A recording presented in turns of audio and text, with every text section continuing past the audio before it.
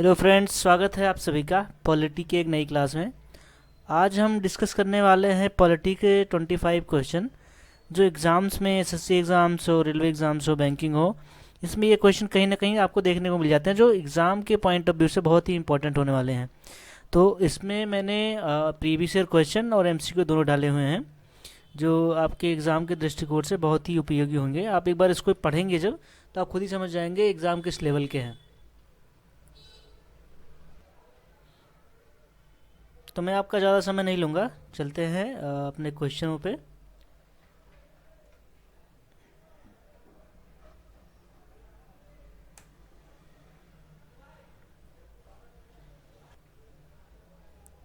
Question number 1, संविधान के किस अनुच्छेद के तहत राष्ट्रपति अध्यादेश जारी कर सकता है? तो इसमें से कई सारे स्टूडेंट को पता होगा, जिनको नहीं पता है वो एक बार देख लें। अनुच्छेद 123, 1, 2, 3। नेक्स्ट क्वेश्चन देखते हैं। राज्यपाल अध्यादेश किस अनुच्छेद के तहत अंतर्गत जारी कर सकते हैं? तो वो 213 है। धन विधेयक मनी बिल है या नहीं, इसका अंतिम निर्णय कौन करता है? ये बहुत ही अच्छा क्वेश्चन है। ये सीजीएल में या सीपीओ में जो है इस लेवल का क्वेश्चन है, जो एमटीएस में भी आता है, सीजीएल में भी आता है और रेलवे में ऐसे क्वेश्चन देखने को मिलते हैं। तो धन विधेयक जो है मनी बिल है या नहीं है, ये कौन डिसाइड करता है? तो ये लोकसभा का अध्यक्ष डिसाइड करते हैं। एक बार देख लेते हैं आंसर। लोकसभा के अध्यक्ष करते हैं। भारतीय संविधान में समवर्ती सूची किस देश से ली गई है? बहुत अच्छा क्वेश्चन है, ऐसे क्वेश्चन देखने को मिलते रहते हैं एग्जाम्स में। तो इसका आंसर है ऑस्ट्रेलिया से। सर्वोच्च न्यायालय के न्यायाधीशों की सेवानिवृत्ति की आयु कितनी है? इसका आंसर किस किस को पता है? एक बार सोचिए। अब मैं आंसर बता रहा हूँ, 65 वर्ष। उच्च न्यायालय के न्यायाधीशों की सेवानिवृत्ति की आयु कितनी है? वो सर्वोच्च न्यायालय था, ये उच्च न्यायालय है। 62 ईयर्स, 62 वर्ष। राष्ट्रपति के निर्वाचन में कौन भाग नहीं लेता? यहाँ पे आंसर दिया हुआ है पहले से ही। राज्य विधान परिषद के सदस्य भाग जो है नहीं लेते, क्योंकि इसमें जो है लोकसभा के जो निर्वाचित होते हैं और राज्यसभा के जो राज्यसभा जो मनोनीत होते हैं वो भी भाग नहीं लेते। साफ साफ इसमें लिखा हुआ राज्यसभा के निर्वाचित सदस्य लेते हैं। राज्य विधानसभा के निर्वाचित जो विधायक होते हैं वो भी इसमें भाग लेते हैं, लेकिन जो मनोनीत होते हैं, जो चुन के नहीं होते, अपॉइंट होते हैं एक तरीके से, वो इसमें नहीं लेते भाग। तो इसमें राज्य विधान परिषद के सदस्य भाग नहीं लेते। भारत के प्रथम मुख्य चुनाव आयुक्त कौन थे? बहुत अच्छा क्वेश्चन है। देखते हैं कौन कौन से क्वेश्चन अपना आंसर ठीक से अपने मन में सोच के बैठे हैं। आंसर बताता हूँ मैं जहाँ तक जानता हूँ इसका आंसर होगा फर्स्ट, सुकुमार सेन जी। सुकुमार सेन जी। संविधान का कौन सा अनुच्छेद वित्त आयोग से संबंधित है? तो इसका आंसर क्या है, एक बार देख लेते हैं। 280 होना चाहिए। इसका आंसर है 280, आर्टिकल 280। लोकसभा में गणपूर्ति कोरम कुल सदस्यों का कितना होता है? तो 1/10 होता है। जी हाँ, 1/10 होता है। क्या राष्ट्रपति संविधान संशोधन को वापस भेज सकता है? बहुत अच्छा क्वेश्चन है, एक बार सोचिए। मैं इसमें 10 सेकंड का टाइम देता हूँ आपको। ये बात सोचिए इसमें कि क्या राष्ट्रपति संविधान संशोधन विधेयक को वापस भेज सकता है? क्या आंसर होना चाहिए, हाँ या नहीं? तो अब मैं आंसर बताने जा रहा हूँ। इसका आंसर होगा नहीं। संविधान संशोधन विधेयक को राष्ट्रपति वापस नहीं भेज सकते। आगे बढ़ते हैं। संविधान सभा में उद्देश्य प्रस्ताव किसने प्रस्तुत किया था? आंसर देख लेते हैं। जवाहरलाल नेहरू जी।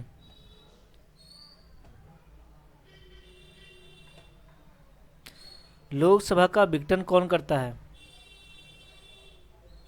बहुत अच्छा क्वेश्चन है स्टूडेंट्स, एक बार दिमाग लगाइए इस पे, क्या आंसर हो सकता है।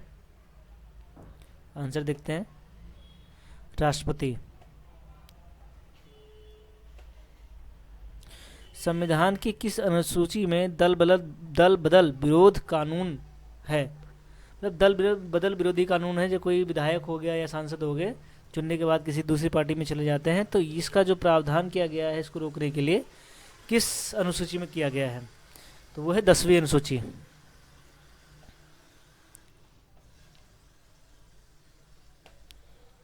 नेक्स्ट क्वेश्चन है, मौलिक अधिकारों को लागू कराने के लिए कौन सी रिट जारी नहीं की जाती।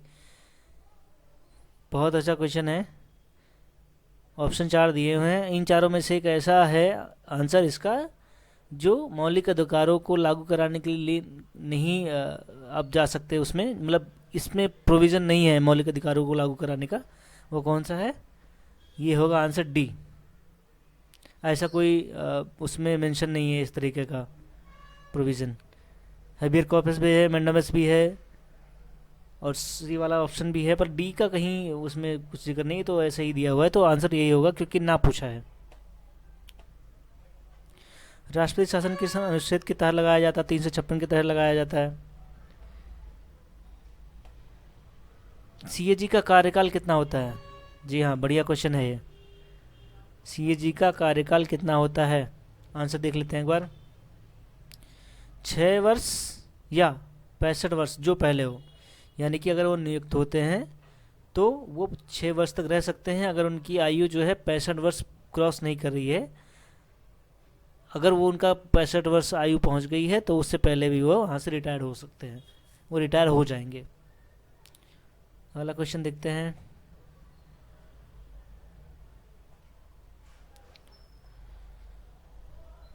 नेक्स्ट क्वेश्चन, निर्वाचन आयोग का उल्लेख किस अनुच्छेद में है? तो ये 324 में है। जी हाँ, 324 में है। आर्टिकल 324 में निर्वाचन आयोग का उल्लेख किया गया है।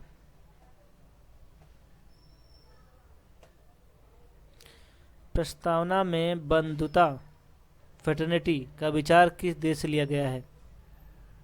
फ्रांस से।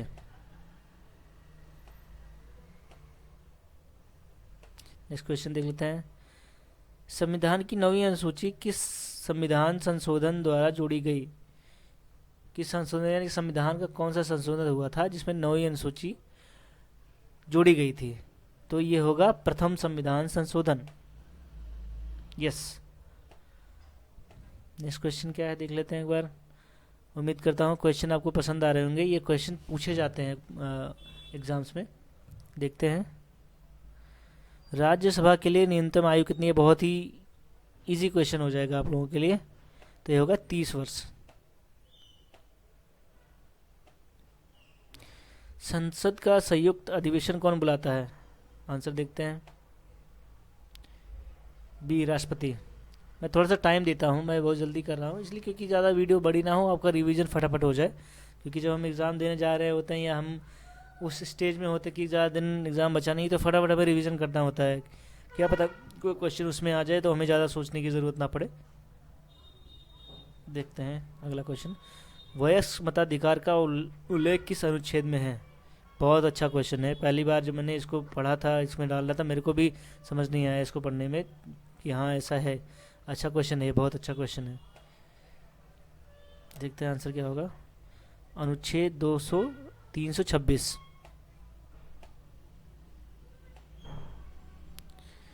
संविधान में 9वीं अनुसूची के, ये रिपीट हो चुका है तो इसका प्रथम होगा। Last question. भारत में न्यायिक पुनरावलोकन जुडिशियल रिव्यू की शक्ति किसके पास है? एक बार देख लेते हैं आंसर। मैं 5 सेकंड का टाइम दे रहा हूँ इसके लिए।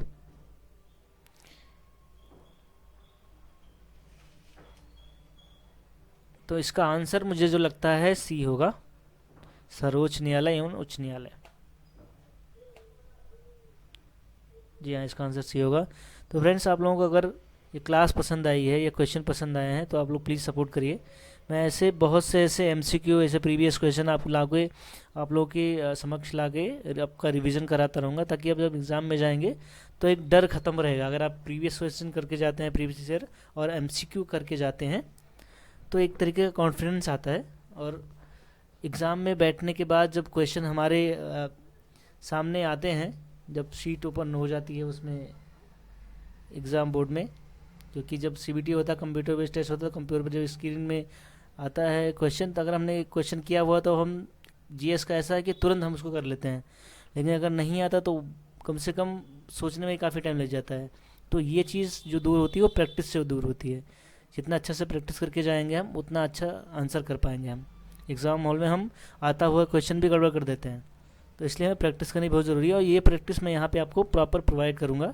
अब ये पॉलिटी कर रहा हूँ, उसके बाद मैं इकोनॉमिक्स भी करूँगा, और उसके बाद मैं आपका हिस्ट्री भी कराऊँगा। आप लोगों ने सपोर्ट किया तो इस पर बहुत अच्छे से क्वेश्चन मैं कराऊँगा, जो आपके एग्ज़ाम के लिए जो है बहुत उपयोगी होंगे। Thank you for watching. Thank you.